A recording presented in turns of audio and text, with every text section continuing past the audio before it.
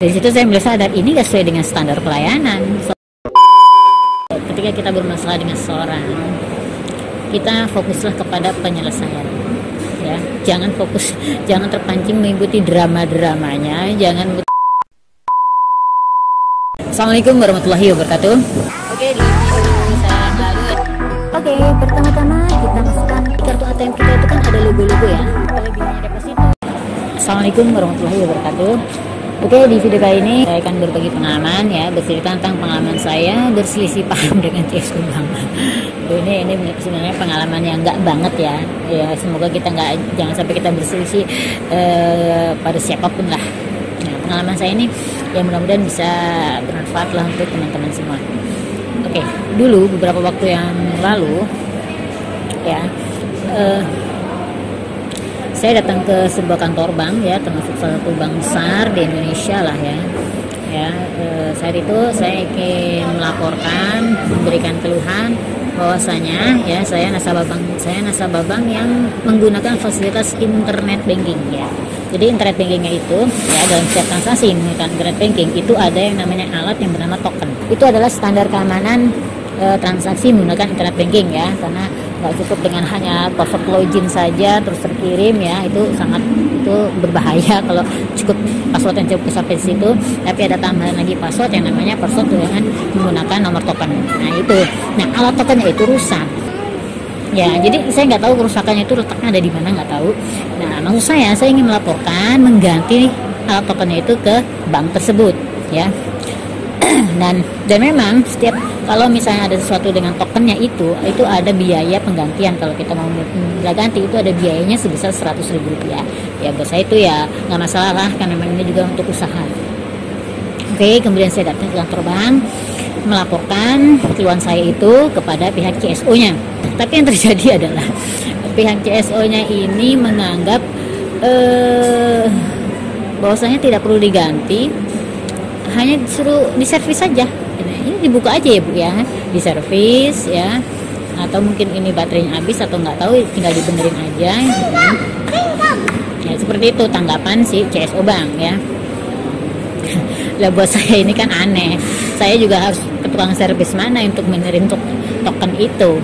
Lagi pula buat saya itu malah jadi lama bertele-tele, hanya membuang-buang waktu, harus benerin lah segala macam, sedangkan saya butuh besok itu harus bisa digunakan untuk transaksi ya. Kalau harus servis kan jadinya lama.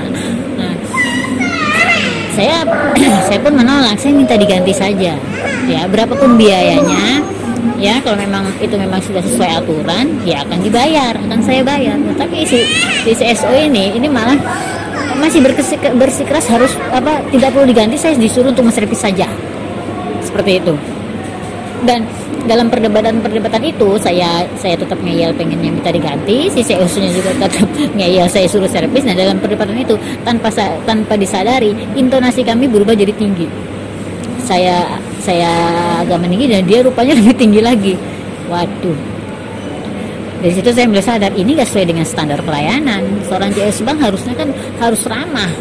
Meskipun dimarah-marah oleh para nasabahnya itu marah-marah ya, walaupun dia ngomongnya mungkin dia ngomongnya teriak-teriak ya, intonasinya tinggi, ya tetap seorang CSO Bank itu harus ramah, harus tetap lembut, ya itu sesuai dengan standar pelayanan. Dan saya menganggap itu tidak sesuai dengan standar pelayanan.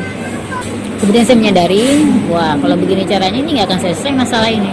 Apalagi intonasi dia sudah mulai meninggi ya, dia sudah mulai lupa statusnya sebagai seorang CSO yang harus ramah, harus beramah tamah dengan nasabah. Ya, udah oke kalau begitu. Kemudian lebih baik saya pamit pulang. Saya lanjutkan besok entah bagaimana caranya.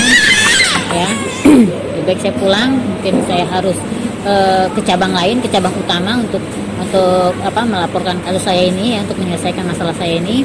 Ya, kemudian saya langsung pulang. Ya kebetulan sih itu kejadiannya sore hari ya, sekitar jam 2:30 lah, jam 3-an lah. Nah jam 4 itu bank itu tutup. Mungkin aja karena sudah sore, dia juga mungkin udah mulai capek ya ngadepin berbagai macam masalah nasabah. Jadinya ya dia begitu menghadapi saya dengan permasalahan seperti ini, dia lupa dengan statusnya sebagai CSO ya. jadinya ya itu dia nggak fokus lagi, ya akhirnya jadinya kayak orang ribut. Ya kemudian saya pun kembali pulang. Nah keesokan harinya ketika saya akan setor uang ya ke bank itu besoknya ini ya, nah kebetulan saat lagi mengantri teller, nah saya melihat seorang bapak-bapak yang menurut saya itu sangat disegani lah di kantor bank itu ya. Jadi saya menganggap bapak-bapak itu adalah seorang atasannya mungkin ya, boleh dibilang ya, bisa dibilang kalau saya menganggap dia itu punya kedudukan yang tinggi lah, yang cukup tinggi di kantor bank itu, karena saya lihat dia mundar mandir di situ, sering kali saya lihat ya mundar mandir, kadang ngajak ngobrol nasabah, menyapa ya, seperti itu. Nggak mungkin kan kalau hanya seorang staff, mungkin seorang staff OB atau staff teller, staff CSU atau staff-staff yang lain bisa semaunya sendiri, seenaknya aja ngobrol warawiri di kantor. Siapa lu? Kan gitu. Ini punya kerja, kok malah ngobrol. Nah, kemudian saya menghadap kebetulan ya kursinya meja kerjanya si bapak-bapak ini itu ada di sekitaran situ juga ya, sekitaran tempat dekat dengan tempat mengantri teller ya. Kemudian saya menghadaplah ke beliau dan bisa ditebak habis itu si bapak-bapak itu langsung saja menelpon para CSO-nya suruh membantu penyelesaian masalah saya. Ya, gampang sekali setelah itu ya. Gampang sekali. Setelah itu ya bisa ditebak, jadi mudah. Saya waktu melaporkan itu tidak hanya melaporkan keluhan saya menyampaikan kalau dia mulai meninggi intonasinya, saya juga mulai meninggi. Mungkin saya juga maklum, mungkin ini sudah waktu itu sudah sore, dia mungkin sudah capek, sudah tidak fokus lagi dengan pekerjaannya sehingga lupa standar pelayanan kepada nasabah. Nah, alhamdulillah kemudian saya pun diganti tokennya ya, dan saya pun harus dipotong di rekening untuk biaya penggantian token sebesar Rp100.000. Jadi pengalaman saya ini hikmahnya ya, kalau saya mengambil hikmahnya bahwasanya ketika kita bermasalah dengan seseorang, kita fokuslah kepada penyelesaian ya, jangan terpancing mengikuti drama-dramanya, jangan terpancing untuk ikut-ikutan ribut kalau misalnya lawan bicara kita itu sudah mulai keluar jalur ya, mungkin dia udah mulai emosi, suaranya mulai meninggi. Ya kita harus sampai situ, kita harus sadar yang kita butuhkan adalah penyelesaian ya, jadi bukan drama-dramanya itu ya, bukan kejadian ribut-ributnya ya, seperti itu. Oke, seperti itu video dari kami.